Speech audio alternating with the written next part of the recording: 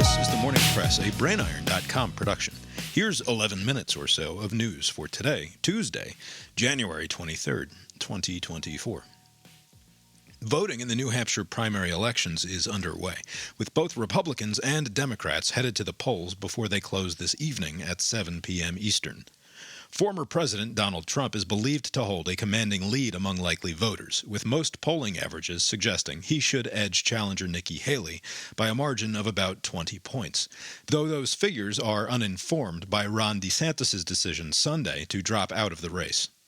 The race on the Democratic side is a bit unusual, as President Joe Biden does not appear on the ballot after he and his campaign decided to ignore the contest after the state refused to give up its claim, written into state law, to being the first state in the country to conduct a primary vote. Biden and the DNC planned for the first primary to be held in South Carolina, a move that they say will make the outcome more demographically representative of the party's national makeup and overall intentions, and is no doubt also a response to the fact that Biden finished a distant fifth in the state in 2020. The result on the Democratic side tonight will therefore award no delegates to whoever wins, rendering it functionally meaningless, but symbolically quite fraught, as Biden's absence from the ballot leaves open the possibility that challengers like Minnesota Congressman Dean Phillips and self-help author Marianne Williamson of California could defeat Biden, which would be seen as, at the very least, embarrassing for the sitting president, and potentially indicative of much broader party skepticism about the president's fitness for the job. Hoping to avoid such an outcome, some Democrats have been pushing a write-in campaign for Biden to demonstrate their support for the president, while also hoping to earn back the DNC's trust that the state's results could be relied upon in election cycles to come. February will see primary contests take place in South Carolina, Nevada, and Michigan. In international news, Turkey appears set to ratify Sweden's bid to join the North Atlantic Treaty Organization, which would leave Hungary as the lone holdout blocking Sweden's entry to NATO, which, along with Finland, applied to join in 2022, following Russia's invasion of Ukraine. Finland's application to join the Western Military Alliance was approved last April, but Turkey's concerns about the presence of Kurdish militant groups in Sweden in the form of the Kurdistan Workers' Party has slowed Sweden's assent to the bloc.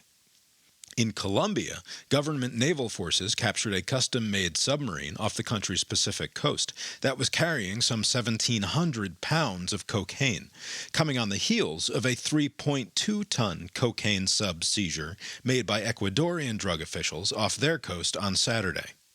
And in China, a strong 7.1 magnitude earthquake left at least 3 people dead and 5 more injured, a mercifully low human toll for such a powerful quake, the epicenter of which was near the country's border with Kyrgyzstan, a sparsely populated region of western China where the beleaguered ethnic minority, the Muslim Uyghurs, predominantly reside. In even briefer entertainment news, the nominations for the 96th Academy Awards were announced on Tuesday morning, with Oppenheimer racking up 13 nominations and Barbie receiving 8. The Oscars ceremony will air on ABC on Sunday, March 10th, with Jimmy Kimmel hosting. Billy Joel, who had assured the world that he was done releasing new music way back in 1993, a promise he mostly stuck to, aside from 2 singles released in 2007, has announced that he will debut a new song on February 1st. And Netflix will shell out $5 billion over 10 years for the rights to live stream WWE Raw, starting in 2025, paying nearly twice what Comcast currently pays per year to run the popular Monday night professional wrestling showcase on the USA Network. In sports, Novak Djokovic, the number 1 ranked tennis player in the world, is through to the semifinals in the Australian Open for the 11th time.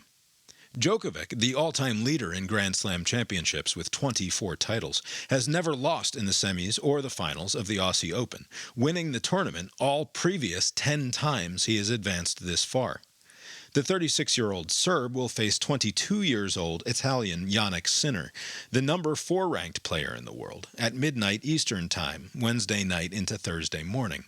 Djokovic defeated Sinner in the Wimbledon semifinals last year, but Sinner has since beaten Djokovic twice.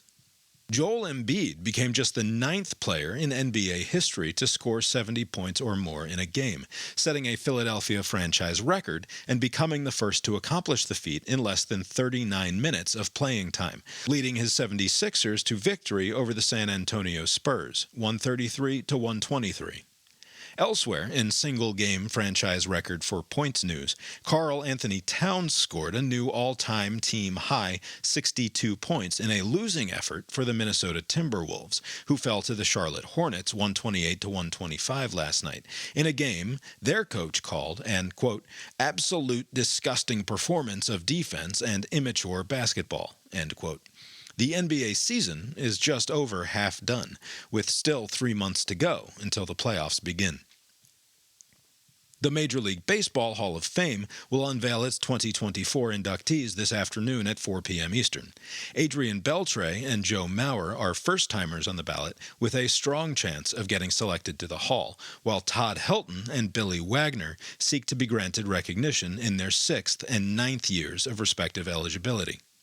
Gary Sheffield, appearing on ballots for the 10th and by rule final time, appears very close to making it in this year.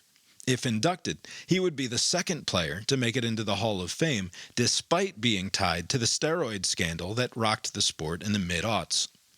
David Ortiz, who reportedly tested positive for PEDs in 2003, was selected to the Hall in 2022. Sheffield was listed in the Mitchell Report and admitted to using products that turned out to have steroids in them, but denied knowing that he was taking performance-enhancing drugs.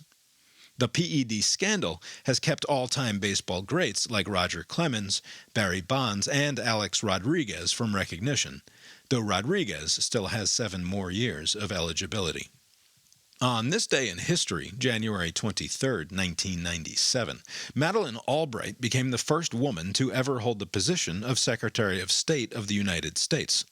And in 1964, the 24th Amendment to the U.S. Constitution was ratified, which prohibited federal and state governments from imposing a poll tax on citizens seeking to exercise the voting privilege in federal elections.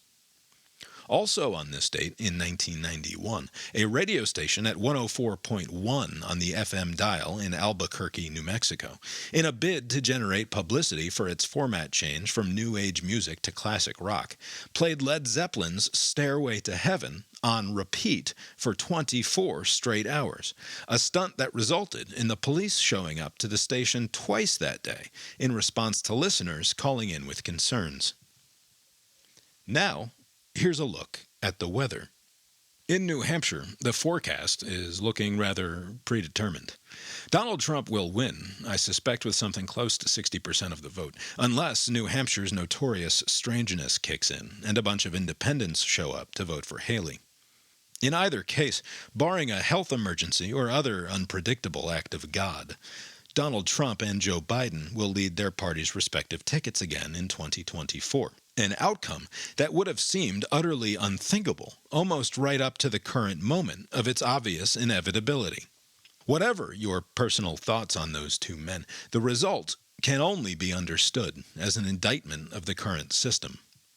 Most polling on the question shows that a strong majority of Americans of both parties have no desire to see the 2020 contest play out again in 2024, with 75% of independents unenthusiastic about such a rematch. We are stuck with these two old and rapidly aging men because of the dread Biden is able to inspire about the possibility of another Trump administration, and because the Republican Party has never taken its many opportunities to end the Trumpening once and for all, whether in the crib in the 2016 primaries or in its surly teenage years following the second impeachment after the storming of the Capitol.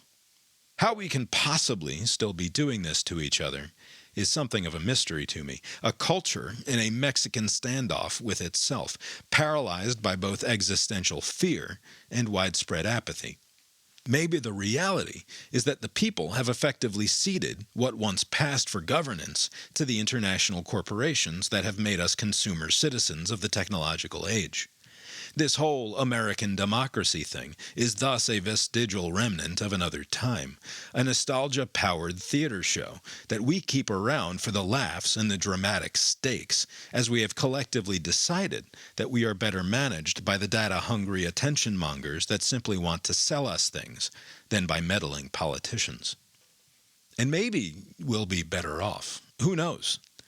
But if we're expected to believe that the existential status of our nation, nay, the world, hinges on which of these two decrepit old men take power next January, it might actually rather be the case that we have shifted the real power elsewhere, not to some shadowy cabal as the result of some nefarious conspiracy, but to the mind monopolizers of the techno-utopia to come, simply because they offer a better, more enjoyable, and more reliable product. We didn't exactly vote on it, formally anyway, but we seem to have made our choice. The alternative, that the fate of the world really might rest on the shoulders of either Donald Trump or Joe Biden, is too awful to take seriously. Maybe this is just what happens when power accretes too far away from the individual, when the average dope no longer finds him or herself recognizably represented in the systems that govern their life, and no longer believes that their civic actions and behavior have an impact on those systems. We simply let things resolve into irrelevance and hope for the best. The best, in this case, I suppose, is that the momentum of global capitalism somehow carries us through the power vacuum before anything truly awful can result. And we figure out a new way of doing things on the other side. Let's hope. In the meantime, we are stuck with the prospect of Trump v. Biden 2.0, this time for all the lost marbles. Lost. Lost what? I've lost my marbles. That's the weather from here. How's it look out your window? The Morning Press is a production of the BrainIron.com multinational media empire. Please direct comments and complaints to brainironpodcast@gmail.com. For a transcript of today's episode and links to the stories referenced, find The Morning Press at brainiron.substack.com, where, if you would like to support this and the other podcasting and blogging endeavors of the BrainIron.com media empire, you can also become a paying subscriber. If you can think of anyone else who might enjoy whatever it is we're up to around here, please consider sharing. Thanks, and barring the sudden onset of the inevitable, we'll talk to you tomorrow. The proceeding was created with 100% human content.